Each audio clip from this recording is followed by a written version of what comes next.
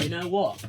The more that I look at it, the more I love it. And also, you're getting 2 reviews for the price of 1. Since both teams decided to be difficult and have a launch within about an hour or so from each other, I'm gonna stick both of my reviews into the same video. So if you want to find out what I think about the McLaren MCL38 now it's on its 2024 shell, you can go to this timestamp here. Now, we are looking at Mercedes, and oh my goodness, you know what? I kind of like it. I almost like it more than the Ferrari, and I did not see that coming. And I can already sense that British bias is something you're about to type in the comments. Go on. I know it's coming. Many people were expecting that, oh, we're just going to have another black Mercedes again because it's sort of a modern classic and it's also good in terms of reducing the weight thanks to carbon fiber, and you can pretend that black is carbon fiber even though it's not in direct sunlight. But no. Mercedes is doing something different here, and has embraced the modern idea of low taper fades. There are a lot of gradients on this design, and thankfully, they're a lot better than they used to be with the first couple of Mercedes cars, which, I'm not gonna lie, were awful. The MGP001, that black to silver gradient on the nose, oh dear, that was muddy. And they were kind of bad at it for a long time, but now, no, they are very, very nice here. And I'm looking at it right here, and initially, I was a little bit, oh, that's different. Oh, I actually kind of like it. Oh, and you know what? I'm getting some very, very interesting vibes of the West McLaren Mercedes era of like the early 2000s because of what it looks like from the front and the 3/4 view. That teal stripe on the side of the nose, almost on the kind of angles of it, look like the red stripe that McLaren used to have in their era when they were West McLaren Mercedes. And also, and this is something I absolutely adore, there is an unbroken teal line going all the way to the back. One continuous line, no, 2 continuous lines. And that is very different because that swoosh under the side pod is something that Mercedes had been having on their cars for nearly a decade now. And now they're going away from it, whilst all of the other teams are starting to adopt it, including the likes of Aston Martin. But now, they're going away from it, and I like this a lot. So instead of going for a black car or a silver car, they're going for both. But they have definitely gotten rid of the coloured numbers, and when they were dropping teasers for the colourless numbers, I was thinking, oh my god, are they getting rid of the coloured numbers too? No colour is safe in this era! But no, right here, where they are in contrast to the silver, it does make a lot of sense. But I'm just looking at it more and more, and I'm like, oh, this is nostalgic, and I like it! I'm still not too sure about the Ineos red, but they have got a little red stripe on the side, which kind of means that it's just not as abrupt. And if you look closely in the cockpit area, there is a little bit of red Ineos there as well. So it does feel a little bit more integrated than it has been before, but I just wish that on the inner front wing end plate that it was all a red gradient instead of just like a stripe. I felt like they were missing a trick there. I think that would have been a bit more cohesive. But seriously, that nose, oh, I like that a lot. I really do.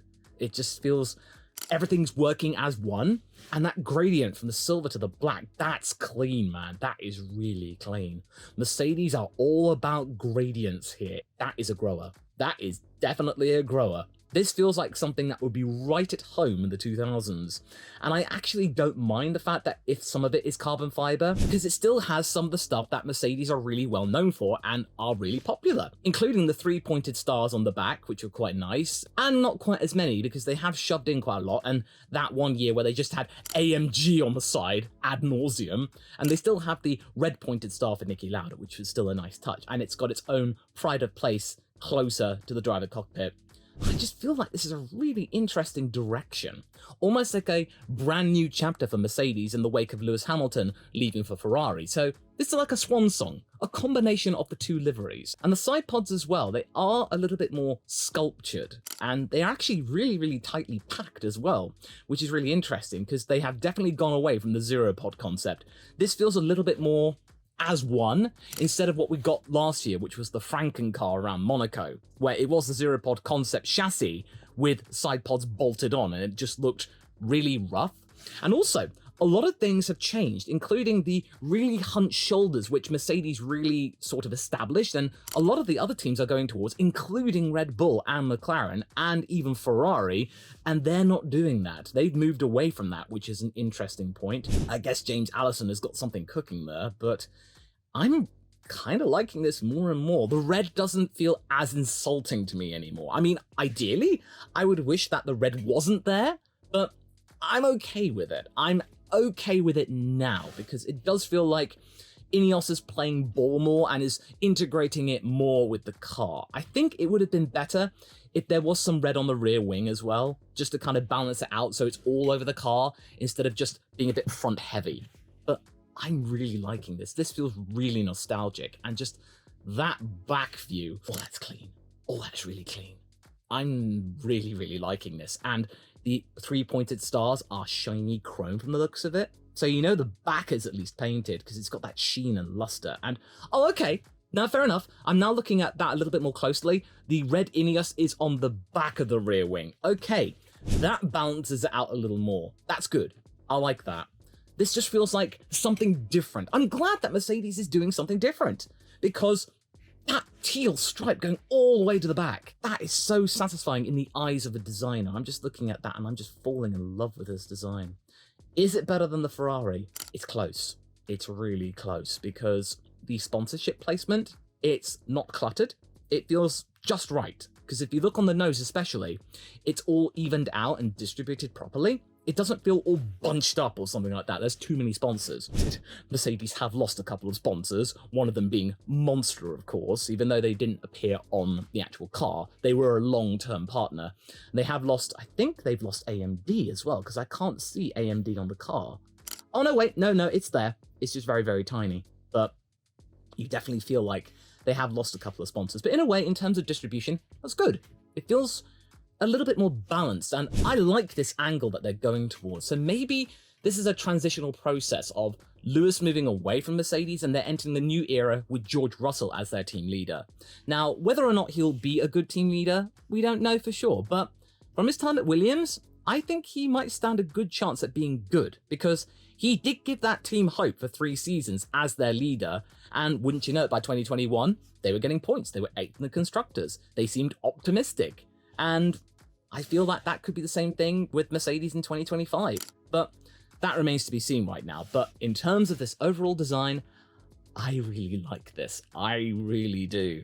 It feels a lot more balanced than any of the Mercedes liveries as of late with that red Ineos splodge. Like it or not, it's here to stay because Ineos owns a third of the team. So of course they're going to be there. No, they're not going away. So I'm actually considering this is right at the top. I really, really think this. And no, it's not because I'm a Mercedes fan, but just from the point of a designer, it's something fresh. The 3-pointed star motif is excellent in distribution. The unbroken teal, oh, that's crispy.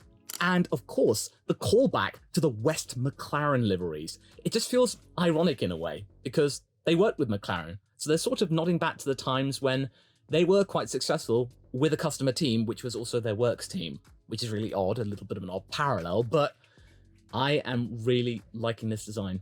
I like it a lot. And that front view, oh, that front view makes it look like it's all silver. That's gonna pop on the screens. And it's a nice combination. I like the fact they went halfway house on this. This is a really nice compromise of the two. Better than the Aston Martin, because the carbon fiber integration here, much more peachy. Whereas I feel like the Aston Martin was a little bit punky in going above the lime line. But fortunately, in the shadows, according to real-life pictures, it does sort of disappear, but still, from an aesthetic render point of view, that's better. That is better. Okay, now onto the McLaren. Now that I've had a chance to look at the MCL38 itself, and with this car, with this livery that we saw about a month ago now, it's crazy that it was that long ago when they just suddenly dropped it in their brand new advertising campaign. But I think now that we've had some time to reflect on it, and now on this body, and also what they're doing with their IndyCar project, McLaren now have an excuse to be using carbon fiber here. Because if you look at the number 5 IndyCar of Pato O'Ward, that car, that livery, looks practically the same as the F1 McLaren car. And Fortunately, the DP World blue stripe there is a little bit less in your face. They've darkened it a little bit, because that was one of my grievances when we first saw this livery in its surprise reveal. But now that I'm looking at it, it feels a little bit more in keeping, because it looked a bit frumpy at the bottom on the MCL 60, but now it's on the MCL 38. That stripe works even better. It feels a little bit more cohesive with that middle stripe as well, where the two Velo stickers are. It just feels a little bit more in keeping, whereas on the previous car, it didn't quite work as well. It just feels right, and that McLaren have now got themselves a really good livery to work on, which is both nostalgic and is associated with good parts of some of the special liveries that they showcased last year. The Triple Crown livery with the back stripe and the front stripe, and then of course the Stealth livery from Singapore and Japan. So it's a nice little combination of the two, with OKX being front and center. And of course, McLaren just picking up sponsors like there's no tomorrow, including the likes of Dropbox on the rear wing, as recently. And I think they partnered up with a nutrition drink or something like that, as well as Monster. It's crazy. They've got so many sponsors. But right now, this feels a little bit more balanced than what we saw on the MCL 60. This feels a little bit more in keeping. And also, the numbering looks a little bit bigger and a little bit more obvious. It's not like the Ferrari, where the 16, thanks to the hunched shoulders, is a little bit hard to see. And even the Mercedes numbers on the shark fin are a little bit small to see, but they are clear with the thick white outline. With the shiny chrome, according to all of the press junkets, that was supposedly a driver choice with the chrome. They got to pick that. But unfortunately, when you look for Lando Norris's number, it just looks like an H, unfortunately. It doesn't quite work for Lando's number 4. But for 81, it works fine. But I was initially taken aback because I was on a walk with the dog this morning and I saw these pictures. And this was before I got the high-res edition. And I was shocked because of how shiny this was. And I was thinking, is that black paint? Oh my god, that's black paint! It's so shiny! But then, unfortunately, my hopes were dashed when I looked closer and you can see there is carbon fiber weave. And that weave made me really sad. It made me think, oh god, it was close. But at the very least, this isn't an Alpine situation, and this sort of works. And now what we've got with the IndyCar cars, with basically the same motif with the papaya, but with slightly different colors. And I'll tell you what, there's a white IndyCar, that is peachy. I'm glad they stuck with that, because that is definitely a callback to the Marlboro McLarens. Very nice. And then there's a blue one, which is a little bit odd, but I don't hate it, because it is a McLaren blue, and it's not like a baby blue or something. But this one definitely is in line with what they're doing with IndyCar, so therefore they have an excuse. So they can just go, oh, we're just following the branding that we're doing with IndyCar, one of our strong series, and we're just connected with Pato Award, and we might want to get him into F1 someday, and there's a connection. There's an obvious connection, so therefore they can get away with it. They have an excuse. But now that I've seen it in detail, now on the car itself, it does look nice. It does look nice indeed. And I'm glad there's a little bit of papaya on the front wing as well. Again, I just feel like it's nice and cohesive. And from the top down views, it does look like a classic. It does look really nice. I'm not overly shocked by it because we've already seen it before, but now I've had a chance to look at it in detail on this year's car, it's more balanced appropriately. And there's a nice little bit of color on the halo as well, so that's nice to see. But according to some of the press junket, oh no! Well, as you saw with the light right there, everything went dark because most of the grid has suddenly gone dark. So I will just have to make do with the situation here and light you up with some orange here and make it a little bit moody. But this is a very moody car, it's very dangerous, and I am really glad to see this and the Ferrari going toe-to-toe with one another. I'm looking forward to that. It's not one of my favorites, but it's certainly pretty good. It's a pretty good car, and now they have the excuse that it's part of their IndyCar package and its association with another motorsport, and yeah, they're sort of connected, so they can get away with it. So I feel like it's fine. But that Mercedes, going back to that Mercedes, that's peachy. I like it a lot, and it's very, very close to the Ferrari, I'm not gonna lie. Thanks to that unbroken teal line. So satisfying, very crispy. But will it be enough for them to get over the idea of Lewis Hamilton leaving the team? Will they be able to thrive without him? Well, if you go watch this video next, if you can see my finger, then I think they will thrive without Mercedes, simply for the fact there'll be far less pressure from the external world of social media.